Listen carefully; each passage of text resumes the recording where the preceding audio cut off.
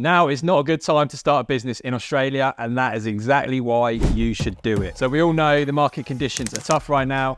Inflation's high, mortgage repayments are super high, and people just have less disposable income to buy whatever it is that you're selling. Also, the Australian dollar is super weak against the US dollar, so anything you're buying from outside of Australia is tricky to make good margins on. That includes products if you're importing, and sometimes even the software that you're using. However, that means there's less competition because people know it's tough to start a business right now.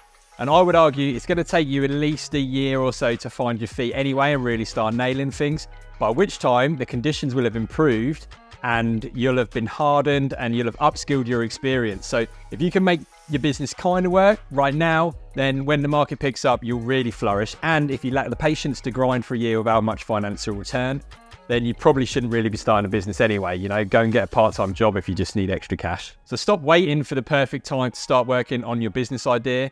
Imagine you're a surfer, right? You don't stand on the beach waiting for the perfect wave to come and then quickly sprint into the ocean and swim out and try and catch it, because it'll be gone by the time you get there. So you want to already be in the water exactly where you need to be, poised and ready to go.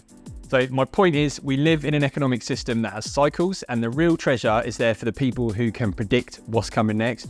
And you don't even have to be that accurate. You just have to be a bit proactive rather than reactive. And that means not using bad times in an economic cycle as an excuse to not start your business. On top of that, there actually will never be a perfect time to start a business. There's always going to be something that makes it difficult, and you'll never find the 100% right time to start. Like if you think about athletes and professional sports players, right? They're nearly always carrying some sort of niggle or mild injury. And if they only played when they felt 100% perfect, they'd actually never pay at all. Just like athletes, business owners need to play through the pain. Waiting for everything to align perfectly is just a waste of time. You're not trying to dodge obstacles here. You're trying to navigate through them or past them. There's always going to be challenges, whether it's a slow market, supply chain issues, or even just changes in customer behavior. But facing those challenges head on is what will separate you from people who are on the sidelines waiting for better times. And sure, starting a business right now may feel like trying to sell ice cream in the middle of a snowstorm, but guess what? People still buy ice cream in the winter. And it's not about the season, it's about creating something that people want, need, and can't get elsewhere. And when you build that level of value, your customers will find you, whether the economy's booming or not. You also have to remember that downturns are actually just kind of like opportunities in disguise. Just think about the businesses that have flourished during economic downturns, right?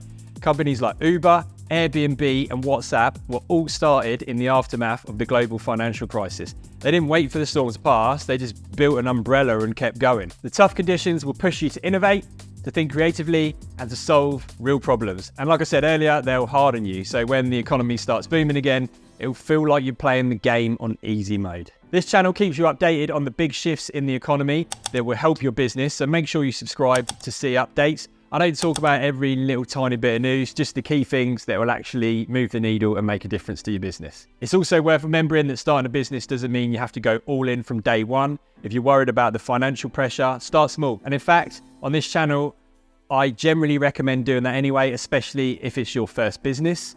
Test your product or service on the side while keeping your day job. Use that time to build your network, learn about your industry, refine your product or service. Think of it like dipping your toes in the water before fully diving in. You don't have to take a massive risk straight away. And the beauty of starting in tough times is that you're going to learn how to be efficient from the very beginning. You'll find ways to make your money stretch like you wouldn't believe. You'll get creative with your marketing. You'll deliver value without just burning through cash, right? So for example, you'd be mad to just plow a load of cash into social ads before you've even figured out what sort of posts work organically and like for your business and for your target market. So those skills are going to serve you well when the market picks up and you have the chance to scale. Efficiency learned through tough times becomes your secret weapon in the good times. Plus, when things do improve, you'll already have momentum, your systems will be in place, your customer base will have grown, and you'll be ready to take advantage of that upswing. That's what smart business owners do, right? They build when it's quiet so they can take off when things start going again. So don't be scared by the headlines or the grim forecasts. Most of them are bullshit anyway. Use this time as an opportunity to lay the foundation for your future success, right? So starting a business isn't about perfect timing. It's about resilience, creativity, and being willing to learn along the way. If you've got a solid idea, a clear target market, and the passion to see it through, now might just be the best time to get started. In Australia, it's actually really easy to set up a small business legally. In fact, you can do it without spending a penny.